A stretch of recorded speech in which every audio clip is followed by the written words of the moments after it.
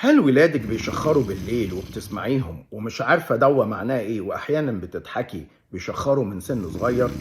اهلا بيكم في تكتكاية حكاية.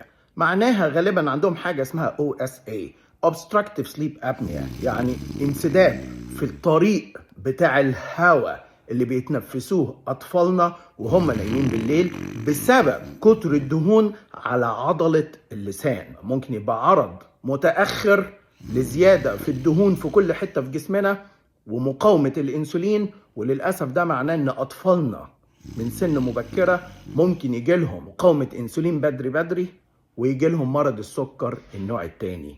لازم نغير اسلوب حياة ولادنا من اكل صناعي مليان كربوهيدرات وسكريات ورز ابيض وخبز مليان دقيق ابيض. الشخير واحنا نايمين ممكن يبقى عرض لمرض خطير جدا، مقاومة الانسولين اللي بيعلي نسب امراض القلب والسكتات الدماغية والازمات القلبية والضغط والنقرس والسكر النوع التاني والسرطانات والالزهايمر ديزيز. اوعي تنسي تشير الفيديو دوا مع كل صحباتك علشان كل الامهات تفهم يعني ايه شخير من سن مبكرة في اطفالنا.